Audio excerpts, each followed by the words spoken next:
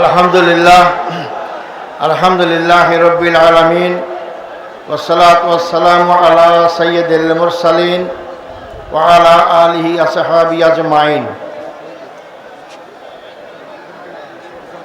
আটদল কর্তৃক চট্টগ্রাম বিভাগীয় এই সমাবেশের সংগ্রামী সভাপতি, বাংলাদেশ জামায়াত ইসলামীর সম্মানিত আমির ডাক্তার শফিকুর রহমান, অন্যান্য জাতীয় নেতৃবৃন্দ, উপস্থিত চট্টগ্রামবাসী ভাই ও বন্ধুগণ, আসসালামু আলাইকুম রহমতুল্লাহি ওয়া বারাকাতুহু।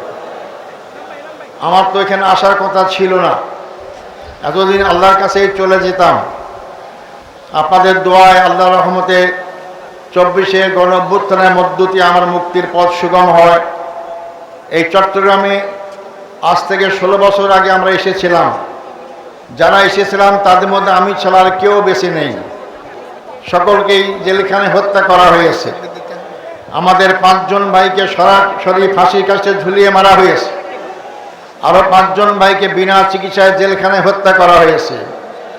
তারা এই 10 জন নেতাকে হত্যা করা মনে করেছিল বাংলাদেশ ইসলামী আন্দোলনকে স্তব্ধ করতে পারবে, কিন্তু বাংলাদেশ ইসলামী আন্দোলন ইসলামের পক্ষের শক্তি আজকে 24-এর বিজয়ের পর সবচেয়ে বড় শক্তি হিসেবে বাংলাদেশ আত্মপ্রকাশ করেছে। আমাদের নেতাদের কি অপরাধ ছিল? তাদের অপরাধ ছিল তারা বাংলাদেশের মানুষের পক্ষে কথা বলতেন। তাদের অপরাধ ছিল তারা বাংলাদেশের পক্ষে কথা বলতেন। তাদের অপরাধ ছিল আধিপত্যবাদী শক্তির বিরুদ্ধে কথা বলতেন। আপনারা সাক্ষী, চট্টগ্রামবাসী। মওলানা দেলাওয়ার হোসেন সাইদি সাহেব আমার জানা মতে প্রায় 27 বছর এই চট্টগ্রামে তাফসির মাহফিল করেছেন, যাকে কোরআনের পাখি বলা হয়। এমন কোনো মুসলিম দেশ নেই যেখানে তিনি সফর করেননি, তাফসির করেননি। এমন কোনো মুসলিম দেশেও তাকে কেন হত্যা করা হলো? তার কি অপরাধ ছিল? তার অপরাধ ছিল ওই ফ্যাসিবাদী শক্তির বিরুদ্ধে, ইসলামের বিরুদ্ধে যারা অবস্থান নিয়েছেন তাদের বিরুদ্ধে কথা বলতেন। তিনি কোরআনের পক্ষে কথা বলতেন। আজকে তাই তাদেরকে জেলখানায় অত্যাচার করে হত্যা করা হয়েছে। সংগ্রামী ভাই ও বন্ধুগণ, আজকে আমরা দেখতে পাচ্ছেন এখানে 8 দল ইসলামের পক্ষে এবং দেশপ্রেমিক শক্তি একত্রিত হয়েছে। ইসলাম এবং দেশপ্রেমিক শক্তি একত্রিত হলে তাদের বিজয় কেউ ঠেকাতে পারে না এবং পারবে না। আমাদের নেতৃবৃন্দ বক্তব্য রাখবেন জাতীয় পর্যায়ে। আমি শুধু আপনাদের কাছে এই কথা বলতে চাই, আজকে বাংলাদেশ যেতে এগিয়ে আসছে। এই বাংলাদেশের এই শক্তিকে কেউ নিস্তব্ধ করতে পারবে না ইনশাআল্লাহ।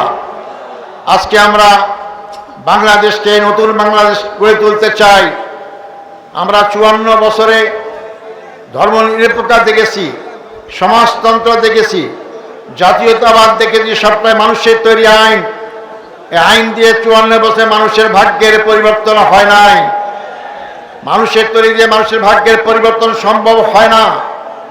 আজকে তাই সে মহান সৃষ্টিকর্তার আইন আল্লাহ এবং কোরআন সুন্নাহর ভিত্তিতে বাংলা যদি পরিচালিত হয় তো মানুষের সকল সমস্যার সমাধান হবে ইনশাআল্লাহ। তা আগামী নির্বাচনে চট্টগ্রামবাসীর কাছে আকুল আবেদন, আসুন আমরা সকল ভেদাভেদ ভুলে গিয়ে যে চট্টগ্রাম থেকে ইসলামের বাহকরা সারা বাংলাদেশে ছড়িয়ে পড়েছিল, সেই চট্টগ্রামকে আসুন আমরা ইসলামের ঘাঁটি বানাই। আমি শেষ দিকে আহ্বান করতে চাই এবং কথা বলতে চাই, চট্টগ্রামের মাটি ইসলামের ঘাঁটি এবং ইনশাআল্লাহ চট্টগ্রাম থেকে ইসলামের বিজয়ের সূচনা হবে।